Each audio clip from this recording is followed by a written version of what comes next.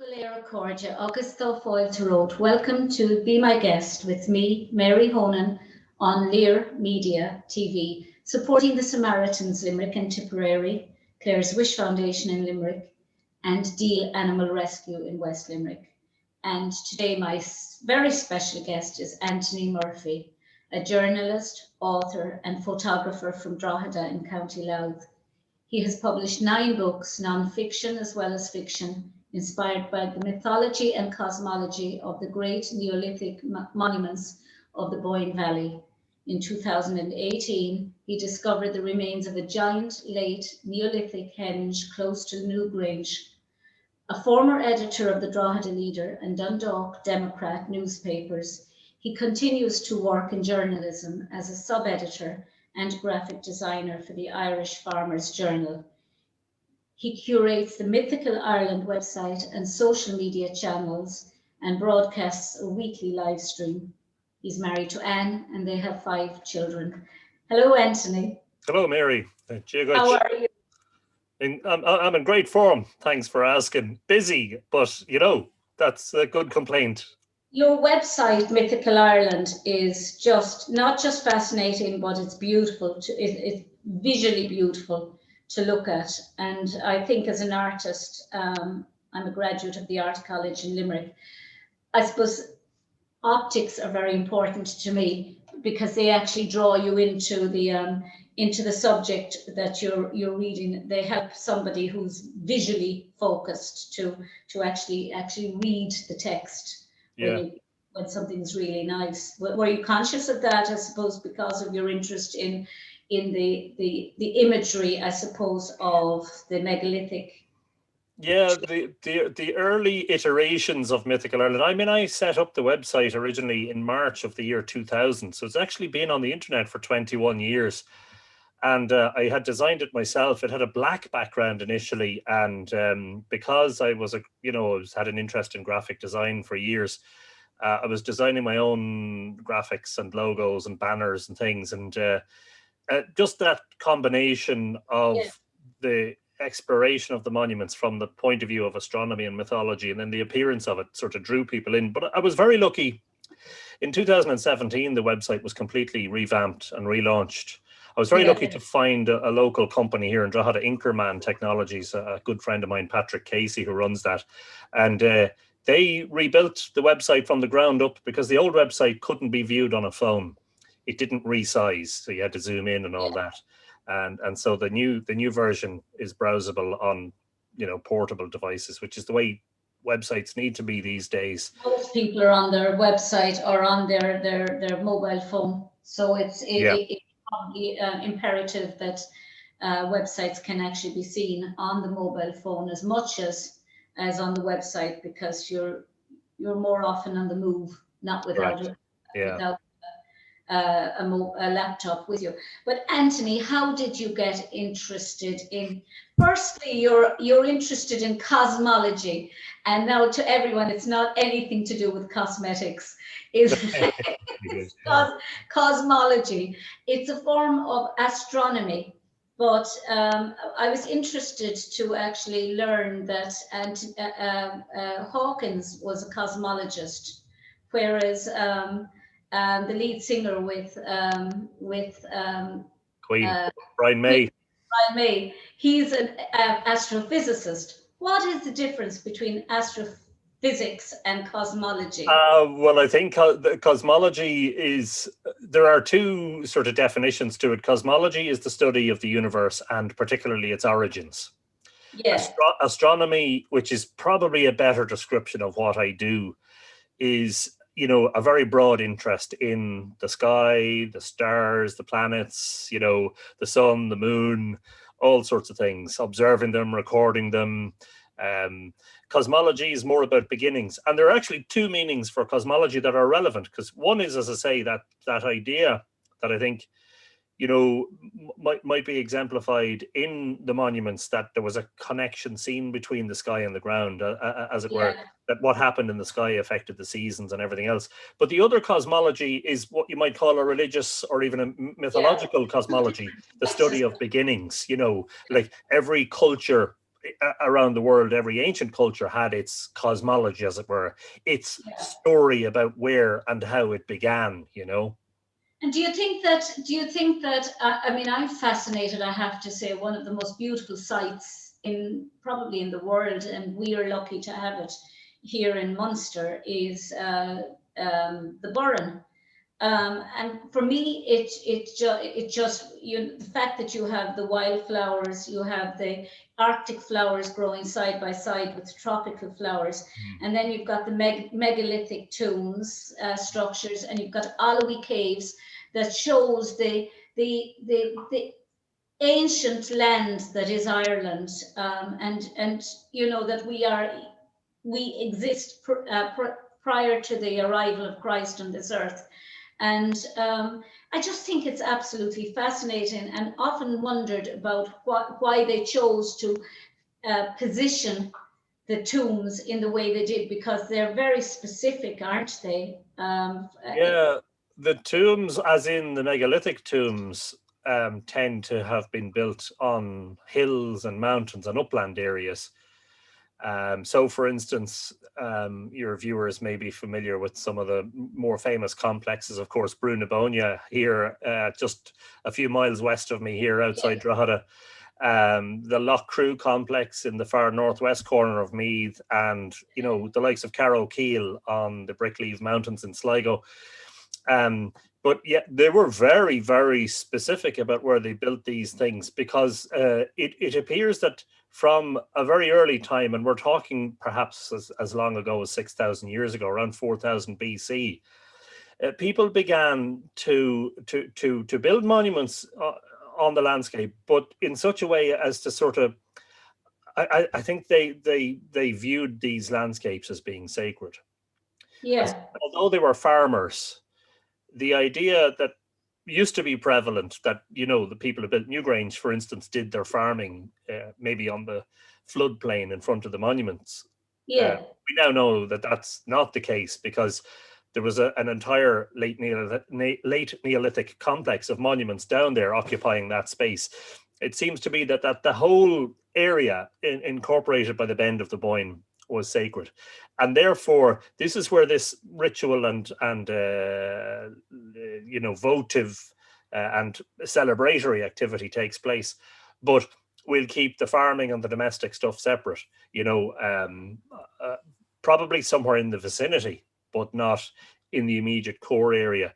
And then you go up to, Carrow Keel is incredible, and you're up on the top of what is a very interestingly shaped mountain in the first place. And, you're looking down on the lakes and the plains, and in the distance towards the likes of Knocknarea, and taking in that sweep of landscape. And you really get the impression of a culture that wanted to elevate itself above I suppose symbolically, you're elevating yourself above the ordinary mortal plane, as it were, ascending somewhat towards the heavens. And you only get a slight impression of that at Newgrange, because Newgrange is the highest monument above all of the others on the floodplain, and you're kind of looking up at it.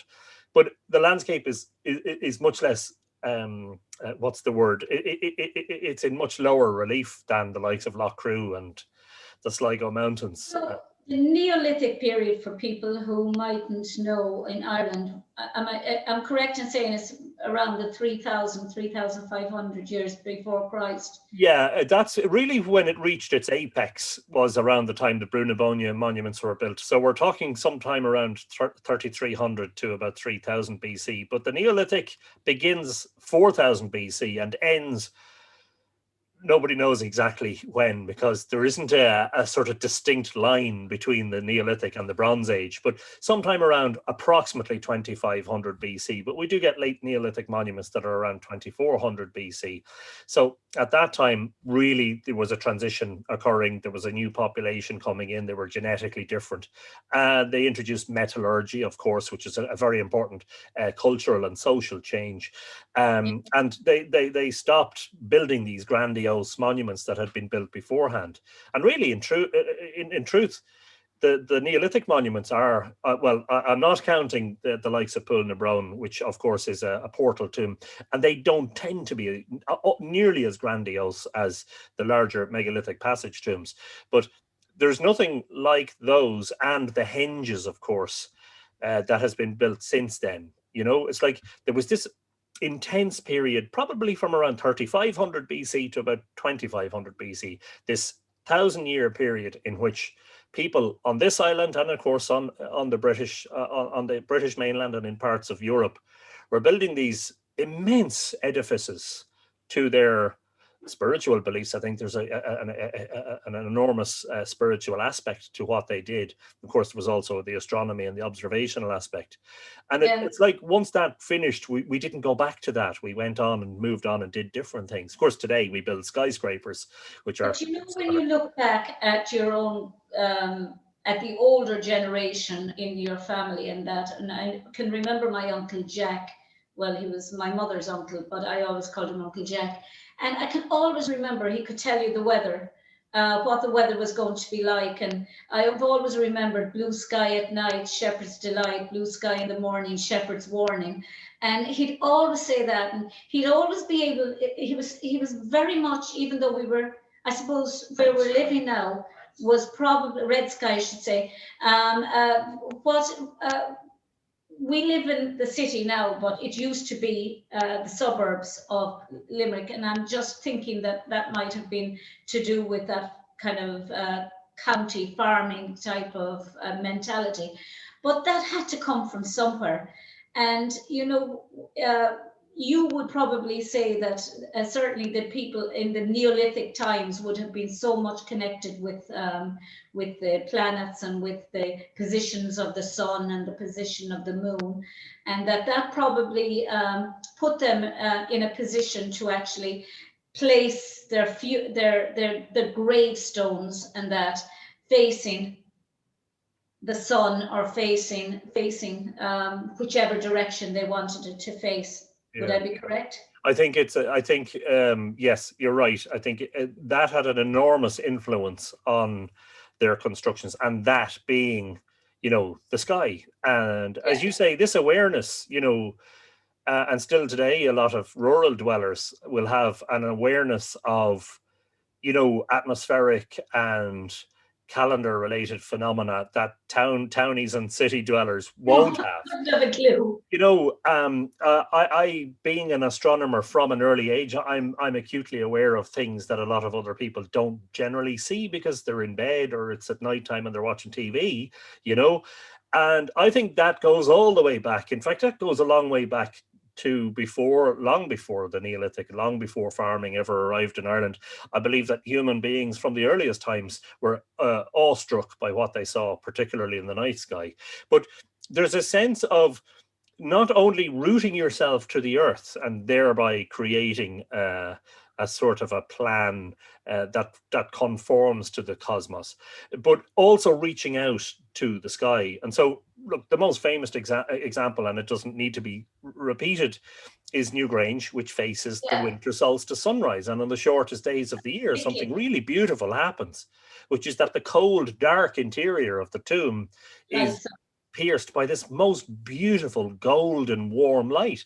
I've been lucky to have been in there and witnessed it in 2010. Summer solstice, isn't it? Say again? It's during the summer solstice. No, the winter solstice, the shortest days of the year. But we know that they also marked summer solstice as well. And some of the periods in between, for instance, the equinoxes, and then the four great calendars, which seem to pertain more to agricultural life, which are, Imbolc, which is the beginning of spring, Bealtaine, which is really the beginning of summer when the trees come out into full bloom, Lunasa, which is the beginning of the harvest in August, and then Samhain, which we still celebrate today as Halloween. And those celebrations haven't changed all that much. This idea that, the veil between this world and the other worlds is thin, and the spirits come out, and we light the bonfires. I'd say we were doing that thousands of years ago, Having this country still, we like to think of ourselves as being forward thinking and cool and hip.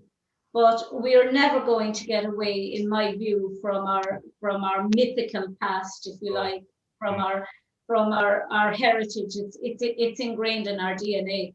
So I mean, Halloween and that it is a pagan tradition, but it goes back to our history. It's something that we're not going to be able to. Some of our past we want to forget, but some of it we can't forget, and some of it we don't want to forget. So we bring them along with us, and we try to modernize them. And we think that they're modern, but they're not. They're actually inherently ingrained in our DNA. Yeah, well, there are still, I mean, the most recent festival of the old calendar was summer solstice, and the modern continuation of that is the St. John's Eve fires on the 23rd of June, and they still actually take place in rural parts of Ireland, not in the towns and cities anymore. But for instance, every St. John's Eve, there's a fire lit on Tory Island off Donegal. I was lucky to have been on Tory Island approaching midsummer about 5 years ago, and it is the most incredible place. But yeah, there's this sense that, I never use the word pagan in my writing, because I think pagan is used in a pejorative sense. As soon as you say pagan, you infer that you're looking at things from a Christian perspective, and that everything before that is somehow dark and not in the picture, as it were. But really, what we're talking about is a spirituality and a way of life that was inspired by the seasons and the. Yeah, I think when I use the word pagan, I think of it from a belief in not in a messianic God, not in a being of a physical being, but in the planets and in the sun and in the weather and in the land. A belief that the land is going to get you through, and the weather is going to you're going to be able to, a connection with something other than a physical being that we now believe in, whether it's Yahweh or God or Jehovah or I like to think that back then, in pre-Christian times, it's like if you were trying to survive, and human life it's so convenient today. People don't just really, I don't think a lot of people appreciate just how convenient everything is. Because, it's not that, you don't have to go back that far into history when you had to basically fend for yourself. And now you have to go a long way back into history to go to full caveman mode, where you're hunting and gathering your food all day long. That's dead. We'd be found dead. We'd be found dead. It's like, how many of us, if we were transported back 7,000 years to before the arrival of the farming, how many of us would actually have even the faintest idea how to get through the week? You have no idea. I'd never survive a day. I mean, you'd have to fish the rivers. You'd have to. Back then, you could catch wild boar, which became extinct eventually. There were no cows or horses or sheep in Ireland before the Neolithic. So if you wanted meat, it came in the form of, what you could get in the rivers or at the estuaries or along the coast in the form of mussels and shellfish, or you could hunt wild boar. And apart from that, you were looking at, trying to store as many hazelnuts as you could from the autumn through to get you through the year. Or you were looking for berries and what have you. I mean, it's no wonder then that when farming came along, that, the spirituality that became expressed at that time is calendar based. Absolutely it is. You just have to look. When you think about it, the Neolithic period was before even the pyramids. Yeah.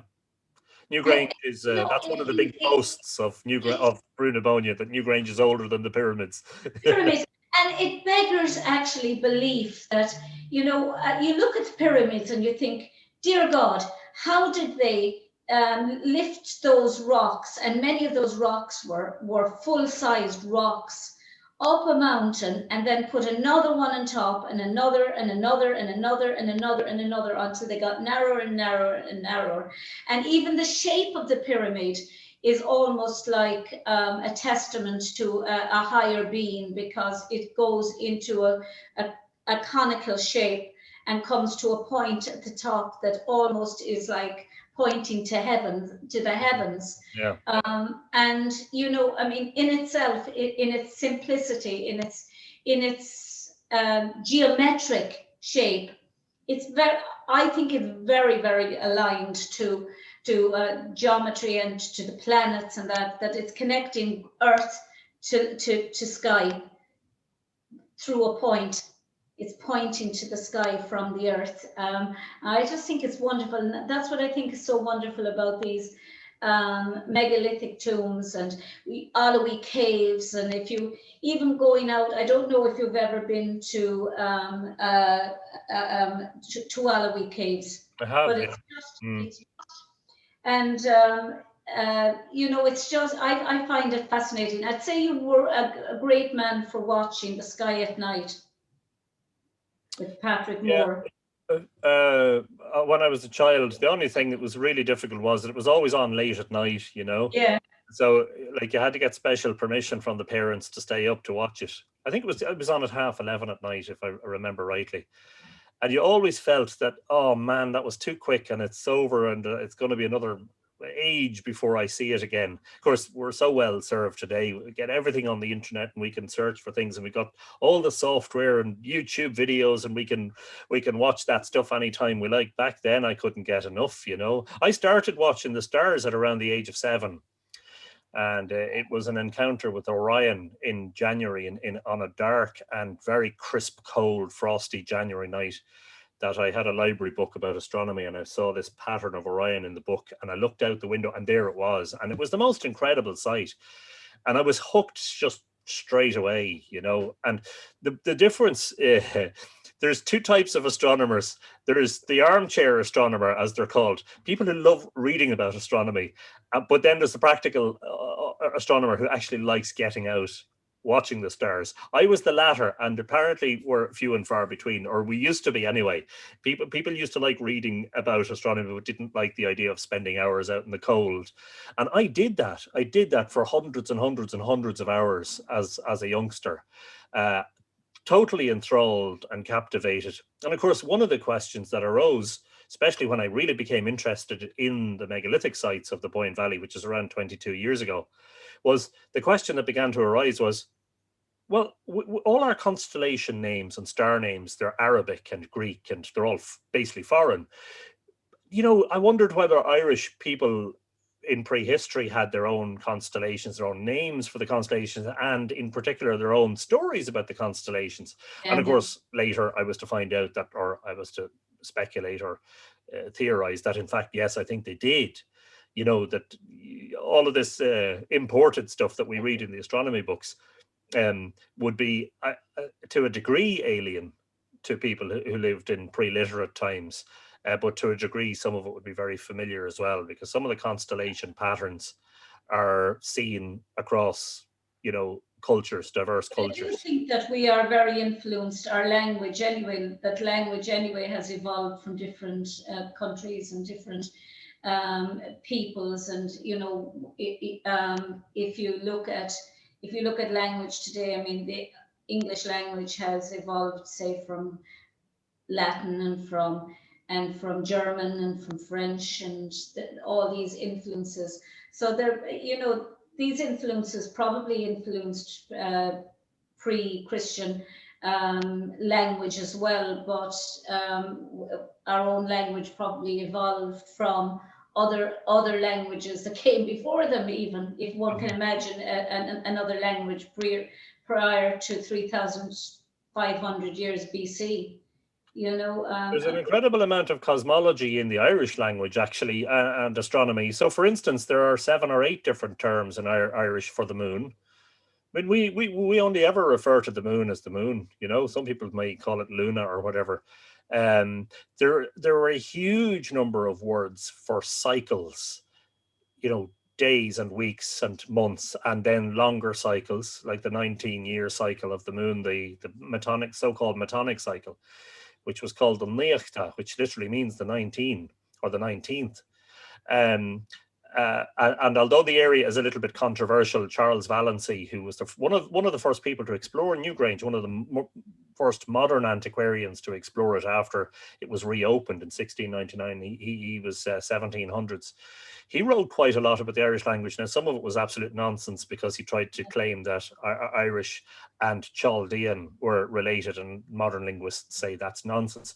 However, one of the things that Vallancey did was to talk to the peasants at the time, and he was able to ascertain that the peasants of Ireland at the time, who couldn't read or write and had never been to anything resembling a university or even a proper school, they had an extremely good working knowledge of things like, for instance, the epact, the calculation of Easter according to the cycle of the moon, this 19-year cycle of the moon.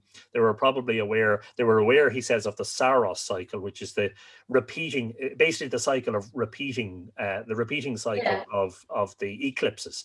A lot of people don't realize that eclipses of the moon and sun happen in repeating cycles and are entirely predictable. And he was astonished at this, that unread peasants in rural Ireland had this level of knowledge. I'm not surprised by it, because I think until probably the 19th century, until the Industrial Revolution, until the invention of the clock, I think that this was absolutely necessary knowledge for any rural. Remember, most of us were rural dwellers until towns and cities began to form, probably in the Norman and Viking eras. This was absolute. It was a prerequisite. You needed to know this stuff to get by. You talked there about language and that, and the Irish language. One thing that fascinated me, I suppose, was, we look at Christ, for instance, and we think that many would think that, the language that he spoke was Hebrew because he was a Jew, but in actual fact it was Aramaic. Aramaic, yeah. And only recently I was listening to a version of the Pope was on a tour, and he was listening to the Our Father sung in Aramaic, and for me it resonated so deeply. It was almost like I was listening to a Gregorian chant, or I was listening to something that was of our understanding here, of our soul here in Ireland, that I felt, that there was something deeper connecting. And when you listen to a lot of chanting from different countries like Arabic, and you listen to all of them, you can see the influence, you can see a similarity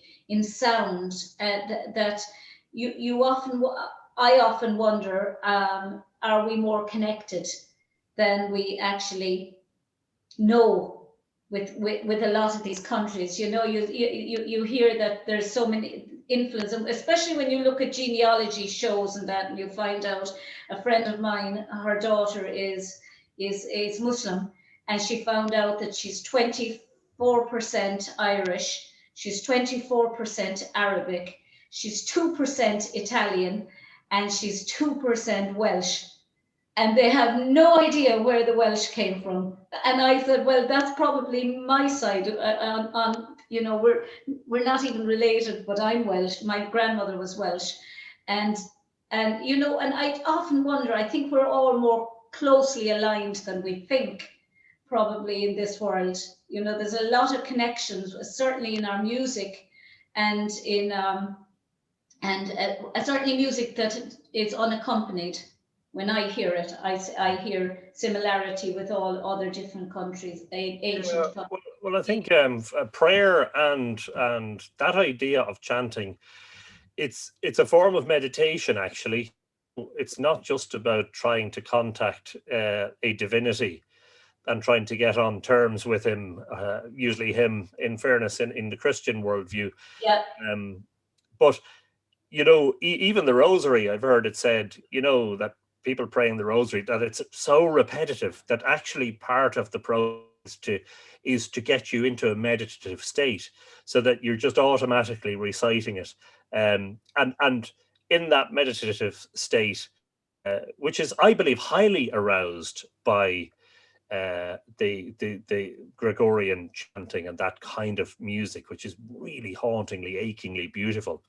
And the idea is that in that condition, you are actually closer to God, or you're closer to divinity, you're transcendent in some way. So it shouldn't be a surprise that, we find identity between, for instance, things that we encounter in Irish life and then that we encounter abroad. I mean, I had Bob Quinn of the Atlantean Irish on my podcast a while back.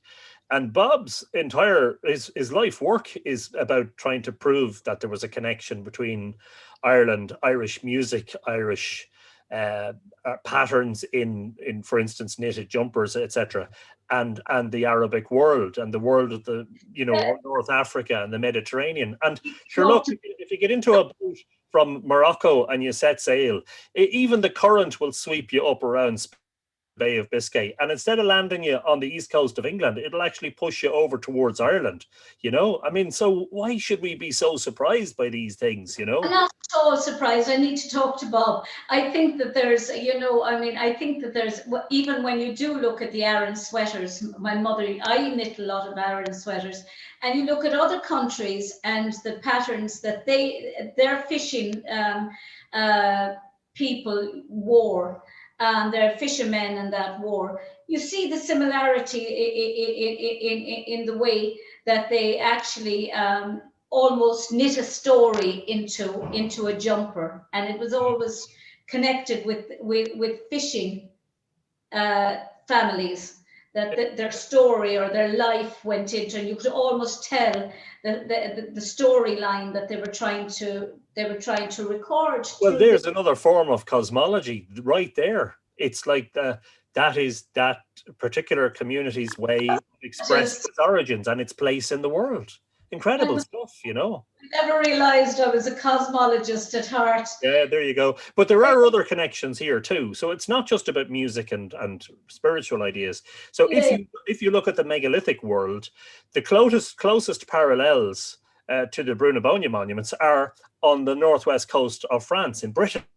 Yeah. And it is quite clear to anybody who has studied megalithic Europe that these were people who all knew each other. And if you look at the late Neolithic complexes, I think it's clear that they all, again, knew each other and were probably traveling back and forth. But if you look then in mythological terms, you see a lot of in Irish mythology that you see in diverse cultures from around the world. Now, some of the experts will say a lot of that was imported by the monks because they were very well educated and they were very well traveled. And of course, that is an aspect. And the biblical stuff that was shoved into the Irish mythology was definitely a contrivance on their part to try and make things a little bit sweeter for their own beliefs. But if you look at some of our oldest myths, you can see parallels with those in Indo-European mythology and even mythology from further afield. What does that tell you? One or two things: that we all, in early times, in prehistory, we all knew each other somehow, that we were connected, that there were trade routes, that there were sailing routes that covered large parts of the globe. Or if you take the Jungian view, a lot of this stuff, a lot of these images are archetypes that arise from the collective unconscious. So it's no surprise that one community on an island off the west coast of Europe develops particular themes in mythology arising from their dreams, and that a culture, for instance, on the Polynesian islands on the opposite side of the world develops similar ideas. Take one of two. I'd be inclined to lean more in favor of the Jungian view, to be honest with you. I don't think it's altogether that practical to suggest that people were making connections across the globe. I mean, you know how big the world is, except for when you're plane. And of course, aircraft were only invented a century ago or so. And so the world, it seems small now. But of course, back then, I was just thinking there as I was talking to you, my maths is even worse than I actually thought it was. Because when I was saying she was 24%, I meant she was 48% Arabic and 48% Irish, 2%. I had to sit there, where's the other 50%? I was wondering where the big chunk was, yes. was You know, I mean, I was never very good. But have you ever been to Craganoan? It's a place. See, I was an years ago. entertainer at Bunratty Mm. Castle with Miriam O'Gara, whose show you were on a couple of weeks ago, and I was there for 14 years, and we used to go to Napoke Castle all the time performing, or Dunguera in Galway, but mostly Bunratty, and I was always so fascinated with Craganoan, built in 1550. You know, it's just like a place where all the buildings represent families, nomadic families who would just build their house, knock it down, move on to another place, and the houses that are out on the little island, with a footpath out onto the island. It's just breathtaking in its simplicity, Yeah. that people actually thought of. What an easy life in some respects, to just make your home and then say, I'm sick of it here, let's move on, and just knock it down and start again somewhere else. The simplicity of it was just stunning. It's a funny thing because, you know, this idea of knocking your house down and moving on, I mean, you really have to go back to Mesolithic times to see movement, you know, because from the Neolithic on, that's when we actually started settling down. In fact, the Neolithic is really when civilization as we know it today began, because we began farming and producing, you know, agricultural produce that was going to see us through the year. But when there were quiet times in the agricultural calendar, we were able to do things like build monuments. And all of that's fascinating, except for if you wanted to now, and it's virtually impossible now in a country like Ireland. If you decided one day, he said, I want to just get off the rat race and get away from civilization. I'm going to live on a dwelling on a lake, you know, like, because we're all You wouldn't be left laws anyway. and everything else, Permission.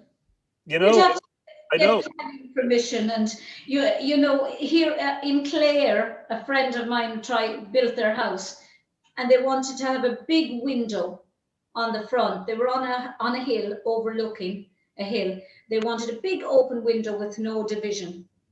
And the council, or the head of the department decided no, they had to have a panel down the center dividing the window. Now, I could never understand what was the problem with having one big open window overlooking nothing, because there's never going to be anything built in their eyesight.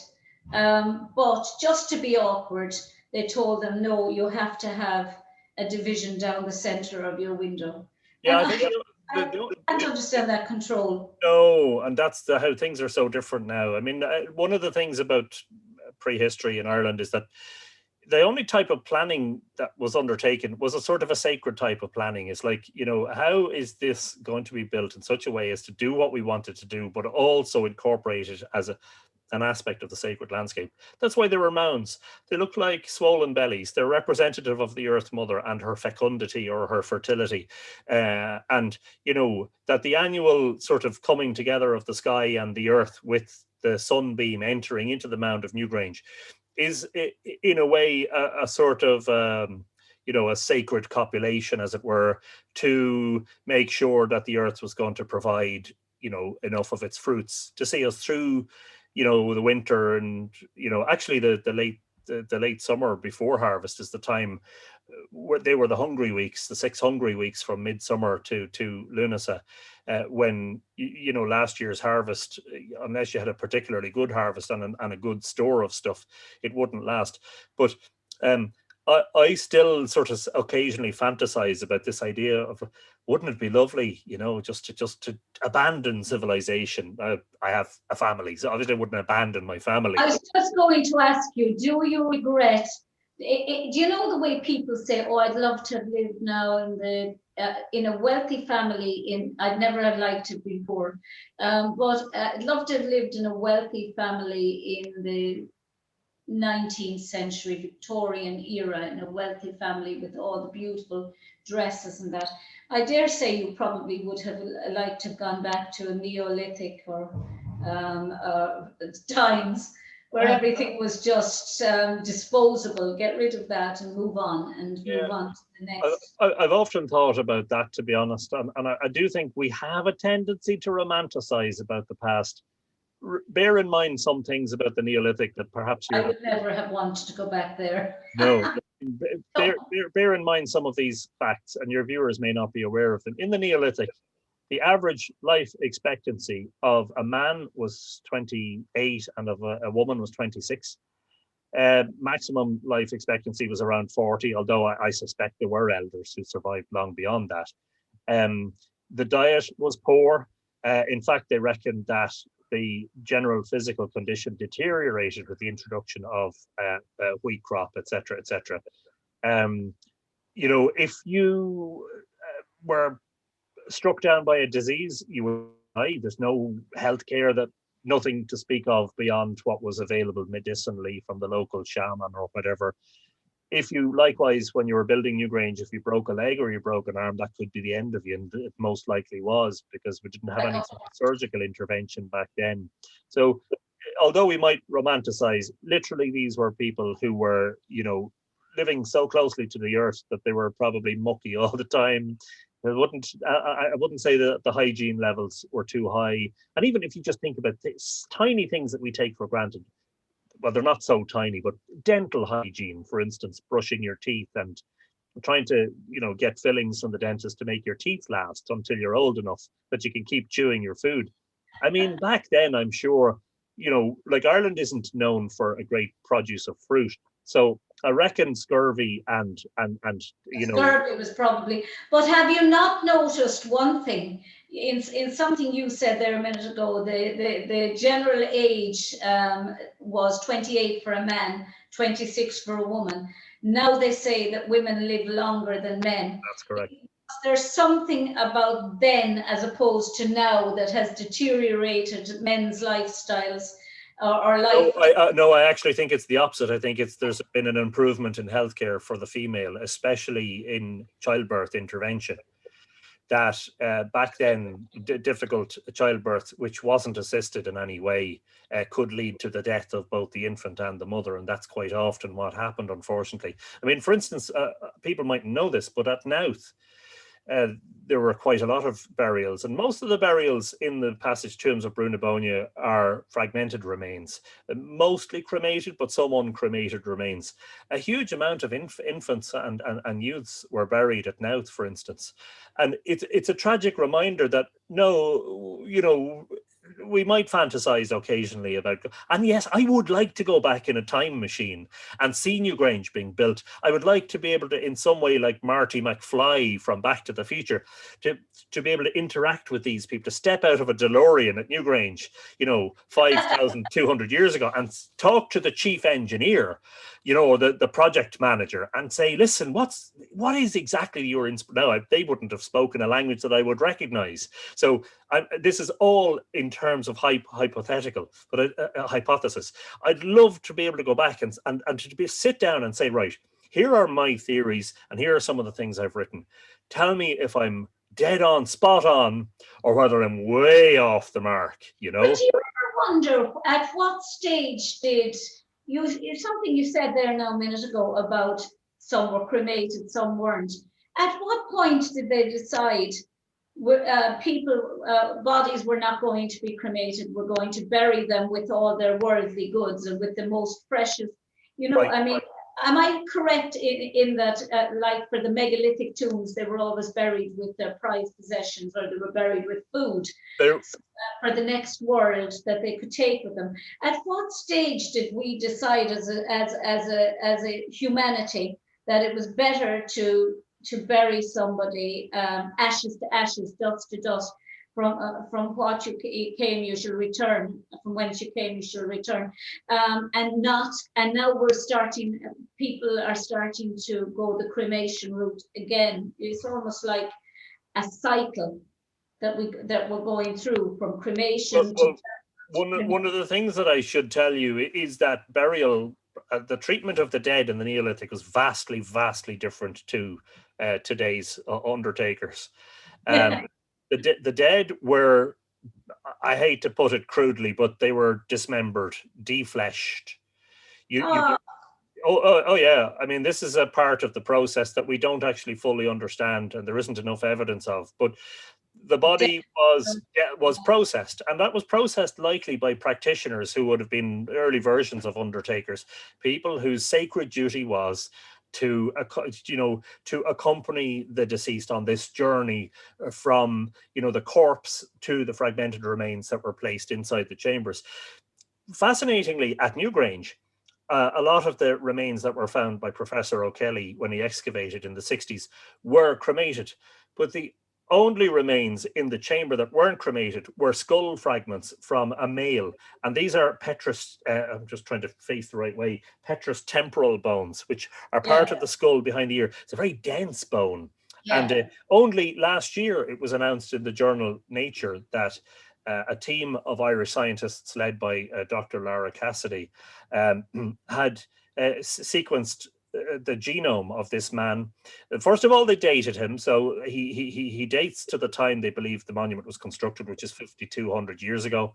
But the most important thing they found about him was that, in fact, his parents were first-degree relatives. In other words, his parents were likely to have been siblings, brother and sister, or a secondary likelihood is that his parents were father and daughter or mother and son, and that he was a product of a first-degree incestuous relationship, which I think feeds into the idea of a sort of a familial dynasty, a dynastic family who ruled over things and who brought people together to build these But that then has repercussions for present day Ireland, for people of it makes us even more closely aligned, because if they were all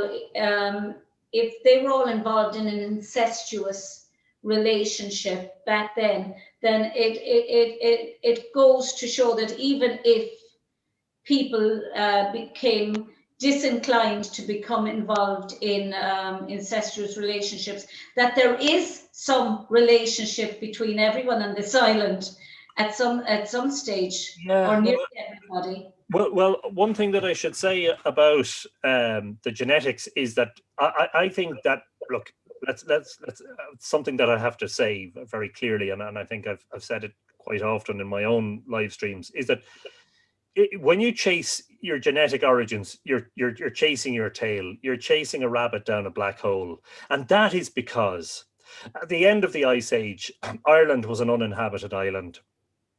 Everybody who is on this island today, whether they arrived yesterday or whether they think they've been here forever, everybody traces their origins outside of this island, whether that be over the sea in Britain or in parts of Europe or whatever. Everybody who's on this island today is on this island because somebody came here before from foreign shores. And in fact, one of the important things that I should say is a lot of people who visit Neolithic monuments are saying, oh, I love to be in the place of my ancestors. Actually, genetically, the modern Irish population is mostly descended from the Beaker Bronze Age culture, which arrived at the end of the Neolithic and replaced the culture that built the monuments. So the idea that we're going to Newgrange and that we're communicating with genetic ancestors is probably false. But my mother was O'Dwyer, and she always prided herself on being 100% Irish.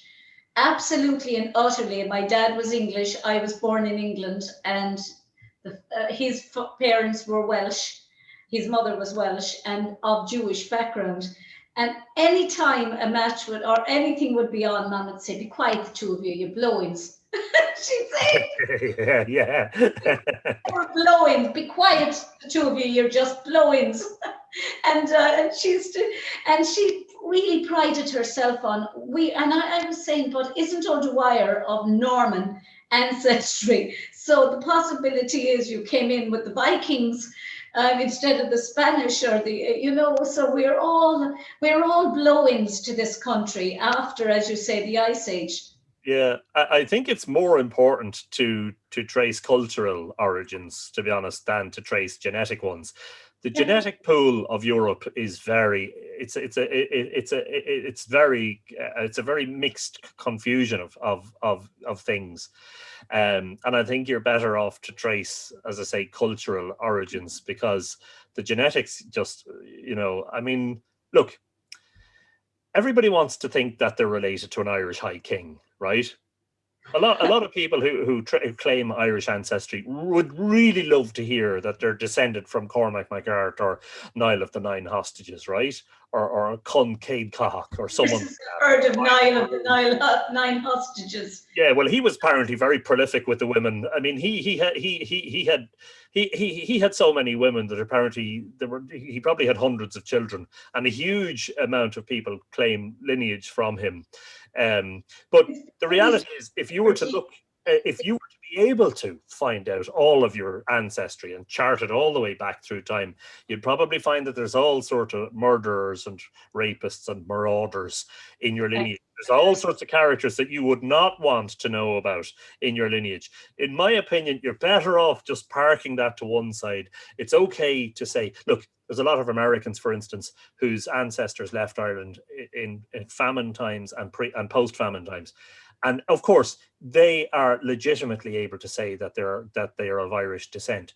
But there are all sorts of people for whom the link is very, very tenuous.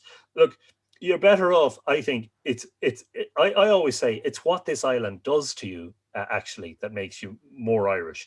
It's how it affects you. It's how it gets in under your skin. It's how you relate to the land. We have a very, very powerful connection to the land in Ireland, very powerful, and we saw how depriving us of that left such a sore wound in the Irish psyche, and it still does today. It hurts us very deeply.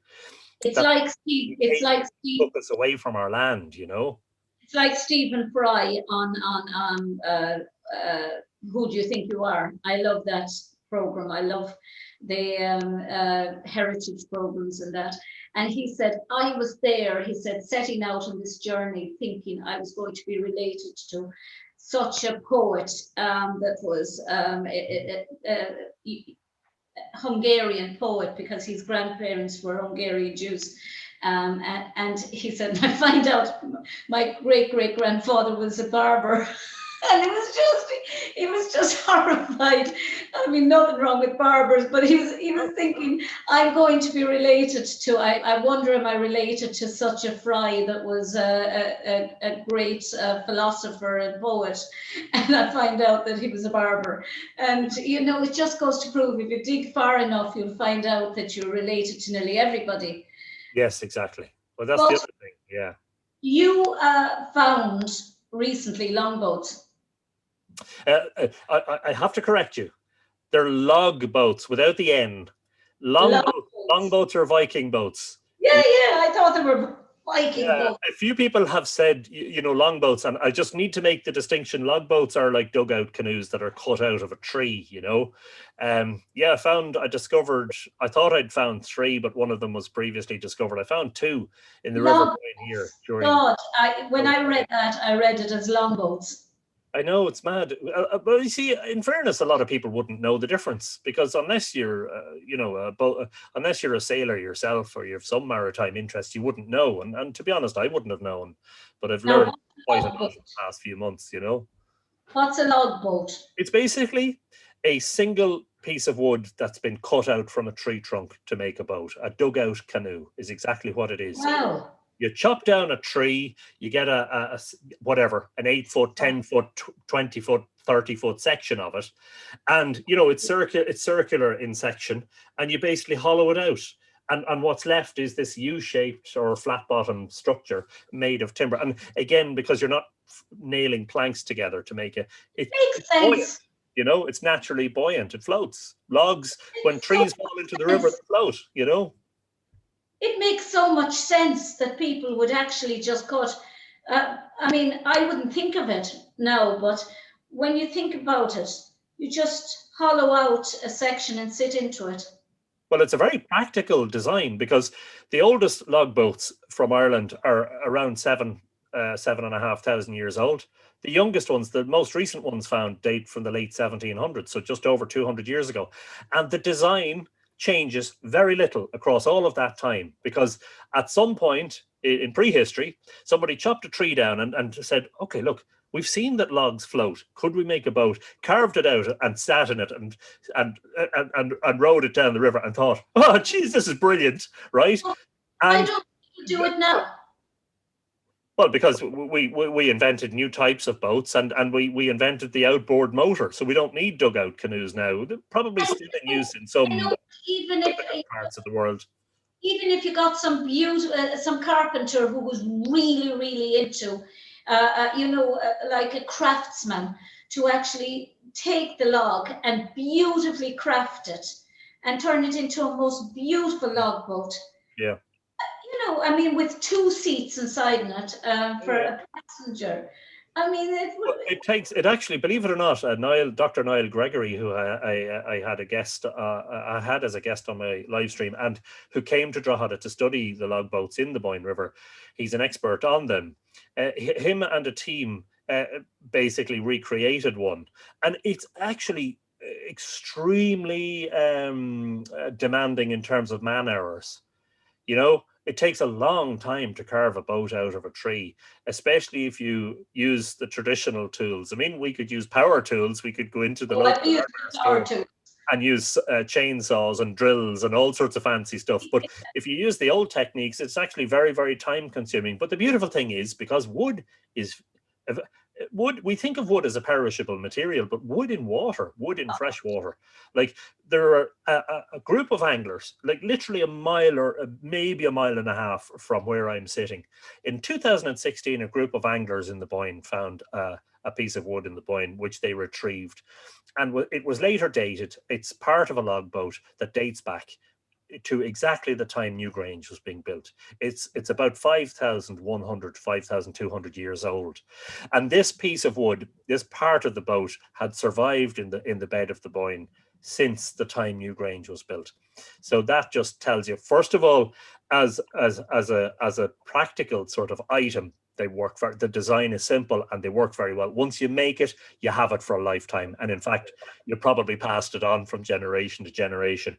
And secondly, that when it's in the water, it doesn't rot the way people think would rot. Actually, to be honest, quite a lot of people wanted to know, are these boats being taken out of the river for preservation? And I said, look, I don't know, but the answer to that is the National Monument Service will decide that. But Dr. Gregory tells me that in the past 2 centuries, about 500 boats have been found in Irish rivers and lakes. So there's such a plethora of them that you couldn't dream of taking every one of them out and preserving them. In fact, in a lot of cases, they're better off being left in the rivers and lakes because they'll be preserved better there, How valuable do you think that, isn't it ironic really, I suppose, that the utterly contemporary is shining a light on the absolute ancient, when you have your drone unearthing some of these log boats. And I just think it's fascinating. How important do you think is the invention of the drone? Oh, well, I think it's been proven. I mean, I only started flying drones in 2017. That's 4 years. And in that time, I've made, as you know, some very, very significant discoveries. I think their use in archaeological prospection has been absolutely proven beyond doubt. They're a cheap and easy way to get eyes in the sky, because previously there were a few pioneers. There were a few what you would call aerial archaeologists. The late Leo Swan would be one very well-known one. Dr. Gillian Barrett were people who basically got up into aeroplanes on a regular basis and brought their cameras and flew over Ireland looking for crop marks and looking for, the imprints of monuments that had been denuded over time, but with the low angle of the sun that might show up. And now we can do all that without having to pay a pilot and having to pay, I can only imagine what it costs to hire an aircraft today. Even for a couple of hours, it probably costs 500 quid or €1,000 or whatever. And now you have these small, I don't mind showing you, because I often wondered what they look like. Well, the technology is getting smaller. A friend of mine has one now, and he uses it all the time. This is. I'll show you the drone right now that I used to For discover underwater. the Can logbook.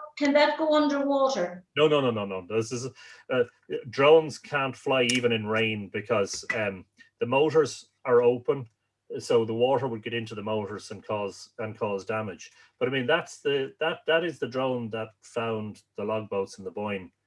Now, the drone that I found Drone Henge with a few years back, it was a lot bigger than that. But as I say, the technology is getting smaller, but no less capable. I mean, it's so light; it's less than 250 grams. And how far does that? What distance does that travel? I don't know. That's because under Irish Aviation Authority regulations for drones, you're not supposed to allow them to go out of line of sight or a maximum distance of 300 meters from where you launch them. A lot of people do fly them out of range, and I've seen videos on YouTube of people flying drones up to 5 kilometers away, which is ridiculous. But if you were allowed to fly that, if you were allowed to fly up to 5 kilometers or even further with your drone, imagine what you might discover if you could actually stand at the verge, say, of just say the cliffs of Moher, and go 5-10 kilometers out with your drone over the Atlantic Ocean. Imagine what you might find. Well, might contribute to humanity or to history or to science in this country. The one reason that drones aren't very practical for underwater archaeology, of course, is because you can't see very far into the water. I mean, you need submarines for that, and there are submarine drones available now, believe it or not. The reason the logboats were so visible was because when I found them, which was at the time of the full moon in April, and of course, you get the highest high tides and the lowest low tides at the time of full moon. We hadn't had any rain in this region for about 6 or 8 weeks. We had had a spring drought. So the river water levels were very low, and therefore the boats were more easy to see. Now, I went back a month later at the next full moon, having had quite a wet May and a lot of rain, and I couldn't see them because they were too deep in the water. So it's only where there's really shallow water, I think, that drones will be useful. How old were those logboats again? They haven't been formally dated, but Dr. Gregory thinks that they're likely to be medieval. They're likely to be sort of in the later medieval period. He thinks they might be, say, several hundred years old. They might have been used as nighttime fishing vessels with a light suspended from some sort of a rod that was inserted into the stern of the boat and hung over the center. And the light, it doesn't necessarily attract the fish, but apparently what it does is it makes them docile and easier to catch. And so the light is making them docile. It's making you spot the fish easier, and then you can just spear them or whatever and catch them, you know. Poor little fish. Well, I don't know whether you eat fish, but I don't say that when I'm eating salmon. You know, it's like, no, I eat fish. Yeah. I was 2 years off meat, and I was just utterly depressed because you couldn't go into a restaurant and they'd look at you as if you were, and all they'd give you was salad.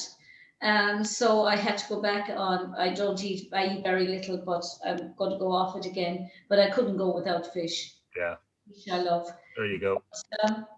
Anthony, it was absolutely, I was nervous doing this interview because I was saying from the artistic point of view and from my limited knowledge of, say, like the Burren and Stonehenge and the megalithic tombs and Cragganone and that, I was thinking, am I going to be able to keep up with Anthony Murphy on this? But it was such a fascinating subject. It was actually even more fascinating than I thought.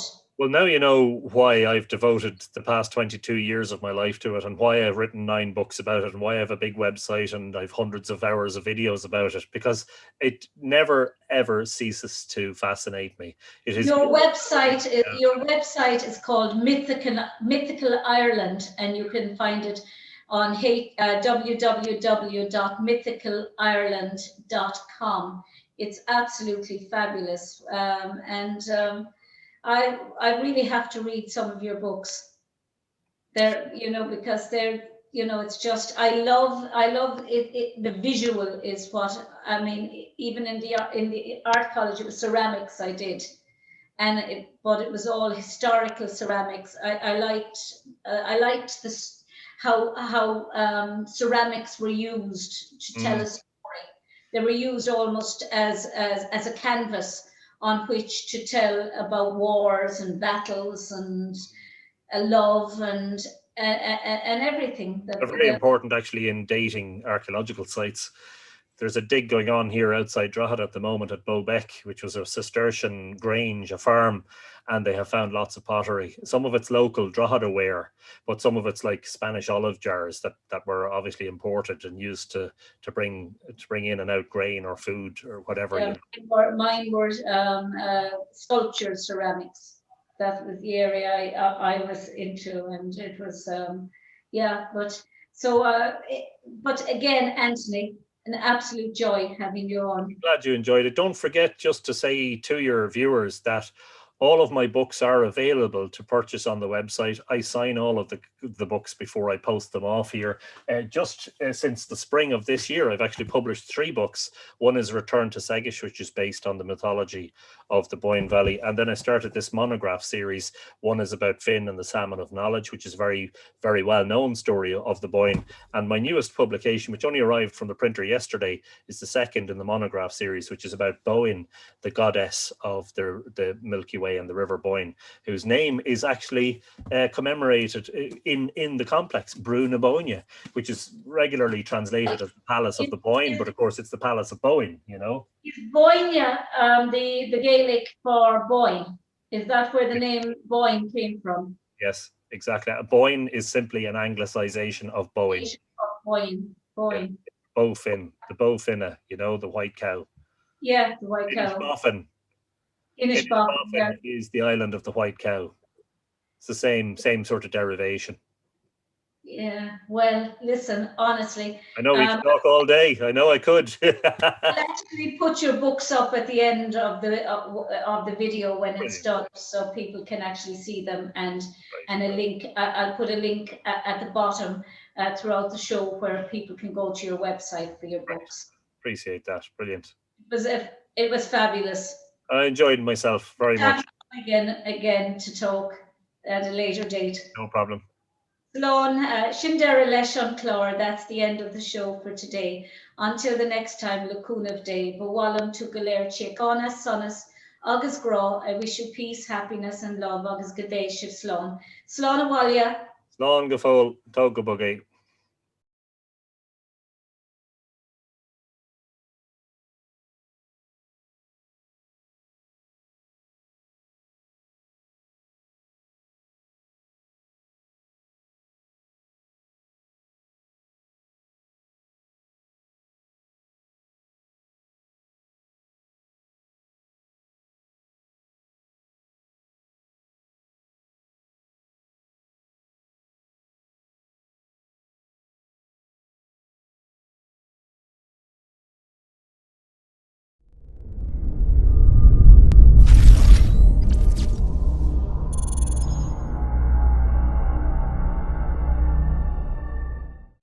The hill of Tara in County Meath is often referred to as the spiritual heart of Ireland.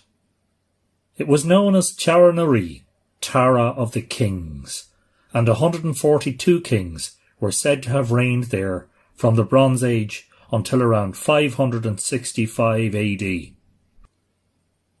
The stories of its earliest kings are more mythological than historical, and in fact the association of royalty with Tara really begins in the hoary mists of prehistory, when legend tells us of a divine race of godlike beings who ruled Ireland. They are the Tuatha De Danann, and their chief figureheads are associated with building some of Ireland's oldest monuments, most notably the great passage mounds of Brú na Bóinne, which are located just 15.5 kilometres or 10 miles northeast of Tara. One of the great symbols of Tara's association with the kings is the Lia Foil, the Stone of Destiny, which today sits atop one of the earthen mounds at Tara called Onfora, which means the royal seat. It originally stood close to Duan O'Neill, the mound of the hostages, which is a Neolithic or Stone Age passage tomb dating to around 5,000 years ago. Leofoil is said to be the coronation stone of Ireland, and legend says that when the rightful king placed his foot against it, it would scream aloud. But who was the first king of Ireland to rule from Tara? To find out, we have to go all the way back to the mythological cycle, which takes us to an unknown early epoch of pre-Christian and indeed prehistoric Ireland. An ancient tale called Ca Moitura, the Battle of Moitura, tells of a great struggle between the Tuatha De Danann and their enemies, the evil Fomore or Fomorians. The De Dananns fall under the oppression of the Fomorians and have to pay punitive taxes to them and carry out menial tasks not befitting divine beings of their stature. They are forced to go to war with the Fomorians to secure their freedom. The king of the De Dananns is Nuadu Aragatlov, Nuadu of the Silver Hand. Nuadu received his curious name during an earlier battle with the Firvulug, in which his arm was chopped off. Kings could only rule if they had no blemishes, and Nuadu was forced to vacate the throne in favour of Bress, whose intentions were hostile to the Tuatha De Danann. It was during Bress's reign that the Tuatha De Danann were placed under tribute by the Fomorians, and things took a considerable turn for the worse. However, the De Dananns had a plan to restore Nuadu to the throne, one involving bizarre and wonderful feats of magic and healing. The Tuatha De Danann physician Dian Cecht made a silver hand for Nuadu, which functioned like a normal human hand. Meanwhile, a famous poet of the Tuatha De Danann, Corpra son of Etain, made a satire against King Bress. Satire was a deadly device in the early Irish myths, and was often more powerful than battle or conflict. Corpra said that Bress's prosperity no longer existed, and there was only ruin and decay on Bress's reign after that. Soon Nuadu was restored to the kingship. He held a great feast for the Tuatha De Danann at Tara. This is the earliest mention in mythology of Tara's association with kingship of Ireland. The story belongs to an unknown hoary age of the past. During the feast, a handsome, kingly-looking young warrior arrived at the gate of Tara. The doorkeeper asked him to identify himself. Lou Lunanshclech is here, he says, the son of Cian, son of Dian Cecht, and of Ethna, daughter of Balor.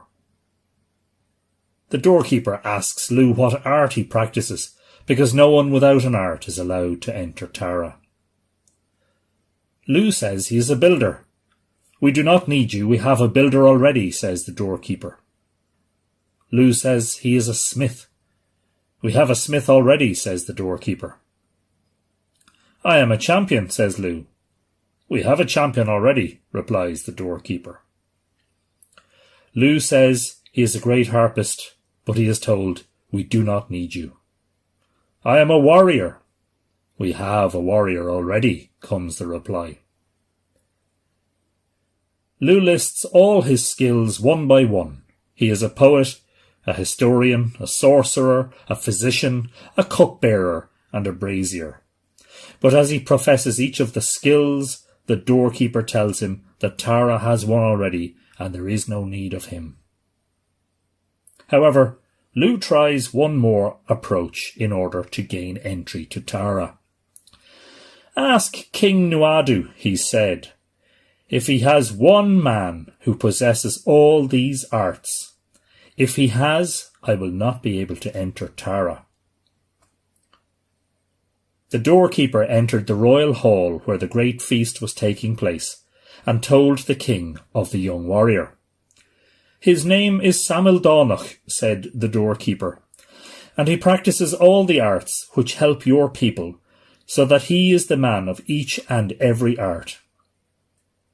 Nuadu said that they should bring the fichill boards of Tara to the young Lugh, but he won all the stakes.